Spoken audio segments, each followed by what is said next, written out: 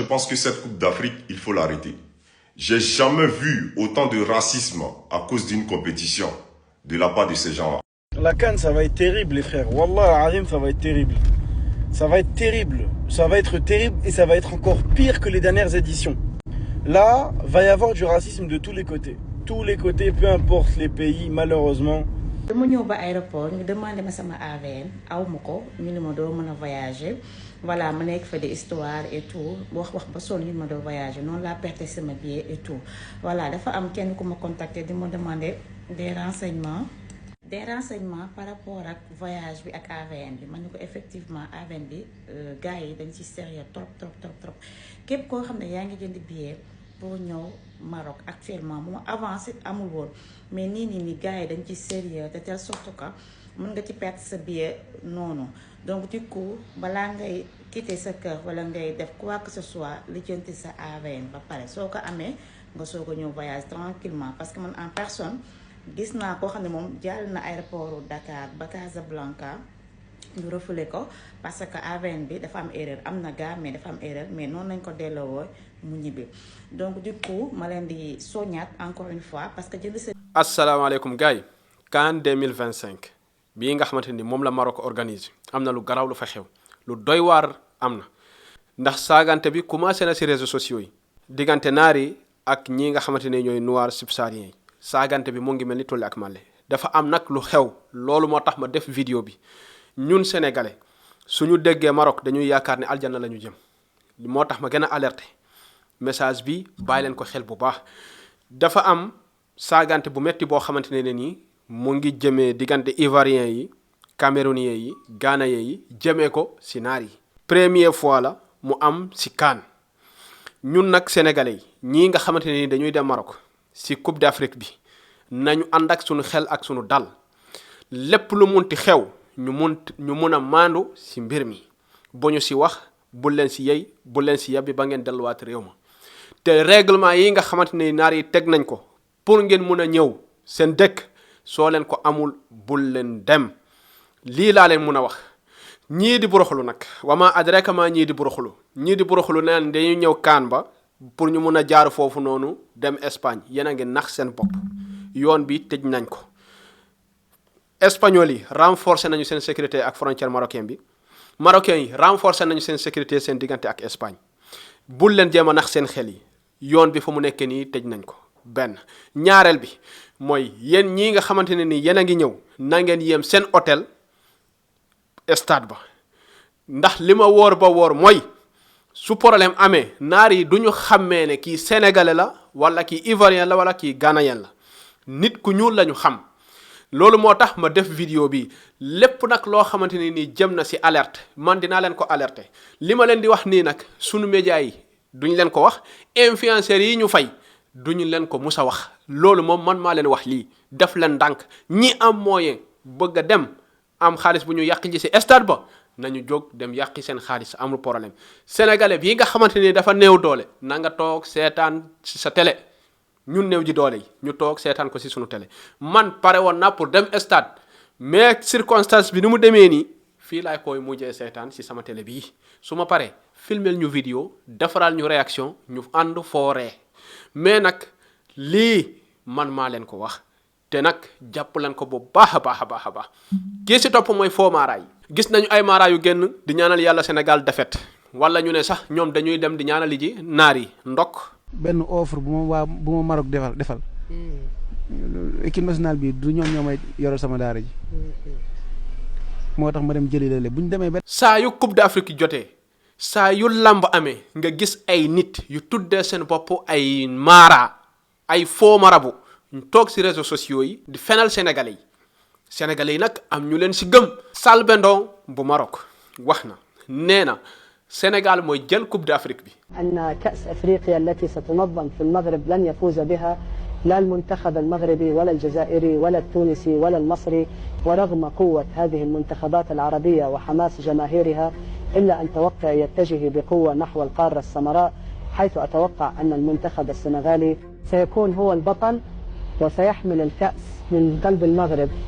السنغال تملك كل المقومات الخبرة القوة البدنية الانسجام والروح القتالية ولذلك أتوقع أن اللقب Selbé Ndom bu Maroc nee na Égypte du ko jël Maroc du ko jël Tunisie du ko jël Égypte du ko jël benn dëkku naar du ko jël nee na Sénégal moo koy jël mooy Selbé Ndom bu Maroc gowuma ko nag leer laa leen wax gowuma ko de mais nag Selbé Ndom bu Maroc loolu la wax te si jamono jooju ñun suñu ñaankat yi ñu ngi ne Sénégal dina ñàkk coupe d'Afrique bi man daal jaaxle naa daal li gën a tax ma def vidéo bi nag mooy ngir boddikante xeet bi boddikante xeet bu métti si kàllaamay koccu nag laa leen ko wax yéen mbokk sénégalais bu le ma tay le de si kàllaamay koccu laa leen wax boddikante xeet bi mu ngi mel ni tulleek man la diggante nit yu weex yi ak nit yu ñuul yi.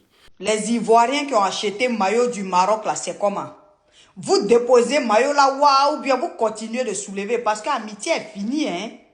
C'est pas là qui a commencé. On dit fiers Ivoiriens, le pays nous appelle. Vous, tout le monde, tous ceux qui ont maillot rouge là, ils ne veulent pas voir ça sur quelqu'un, hein? Ñu ngi saagante yu métti si réseaux sociaux yi comme ni ngeen ko déggee si début vidéo bi fii nag soo ñëwee fii ba am problème na la wóor ne consulat du la taxaw ambassade du la taxaw loolu pour ngeen mun ko réserver si seen biir bopp yi yàgg naa fi nag yàgg naa Maroc xam naa consul Sénégal xam naa ambassade bu Sénégal su jafe-jafe amee duñ la taxaw de lu leer laa leen wax pour ngeen bañ a ne ambassade mu ngi foofu consulat mu ngi foofu suñu diggante ak Maroc nangam suñu diggante ak Maroc boobu moom la ñuy sàmm ñu xam ne marocains yi sunuy nawle lañu naar yi sunuy nawle lañu te bul leen nangu mukk ñu yab leen te bul leen nangu mukk di suufe seen kanam yëkkati leen seen bopp si kaw ngeen di xool ngeen dem supporter seen équipe su yàlla defee suñu équipe gagné ñu célébrer ko ànd dem toog su yàlla defee ne yàlla nañ si yàlla musal suñu équipe ñàkk ñu dem ànd ak seddaay bu sedd guy ñu xam ne nekkuñu si suñu biir dëkk te dëkk bii bokkul ak ñun ak suñu yeneen dëkk yi ndax fii dafa am ay règlement yoo xamante ne ni képp ku fii ñëw moom la ñu teg ñii ko amul bul leen jéem a sonal seen bopp toog leen ngeen toog seedaan ko si seen télévision li ma leen wax nii nag télé du leen ko wax influenceurs yi ñu fay duñu leen ko wax man maa leen ko wax jàpp leen li ma leen wax te ngeen bàyyi ko xel bu baax a baax képp nag ku seetaan vidéo bi ba fii ay waay likel vidéo bi nga partagé ko te nga wax ma sa xalaat ci commentaire bi lii rek laa sàkku si yéen à la prochaine inch'Allah jaa ngeen jëf. La CAN, ça va être terrible, les frères. Wallah, Arim, ça va être terrible. Ça va être terrible. Ça va être terrible et ça va être encore pire que les dernières éditions. Là, va y avoir du racisme de tous les côtés. Tous les côtés, peu importe les pays, malheureusement. Il y en a qui vont... Ça va être terrible. Et tu vois, j'aime le football, hein. J'aime le football, mais je ne peux pas m'empêcher de penser aux gens qui vont tenir des propos racistes. Entre certains maghrébins qui vont parler de singes, de couleur de peau, d'esclavage, de bananes, ou encore de certains renois qui vont parler des femmes, tu vois, qui vont mettre tous les arabes dans le même sac, les propos islamophobes, racistes, tu vois, plein de trucs comme ça. Et ça va être terrible. Regardez l'histoire Nicolas Pepe. La CAN n'a même pas encore commencé. Le mec n'a rien dit. Et t'as déjà des gens qui vont l'insulter de singe. Et voilà, c'était. En fait, ça, c'est le fléau du football. C'est une fitna. Tu vois, c'est une fitna. Et moi, je comprends les choyours, les ulama, qui te disent que le football, c'est haram. Parce que ce qui en découle, c'est une calamité. C'est une fitna de fous furieux. Tu vois. Malheureusement, les gens ne savent pas mesurer leurs propos. Tu vois. Vous pouvez vous charrier. Wallahi, vous pouvez vous charrier. Vous avez le droit de vous charrier tant que c'est dans le respect. Il n'y a pas de mal. Le prophète sallallahu alayhi wa sallam, il charriait ses compagnons. Il faisait des blagues aux compagnons. Ils jouaient entre eux, mais dans le respect. L'un ne parlait pas de la couleur de l'autre. L'un ne parlait pas du peuple de l'autre. L'un ne parlait pas de l'épouse de l'autre, ou bien des femmes de son peuple. Vous voyez? Et là, la différence. Mais malheureusement, cette CAN-là, les gars, j'ai bien peur que ça dépasse le sportif. Ça dépasse le sportif. Wallahi, j'ai peur de ça. J'ai très très peur de ça.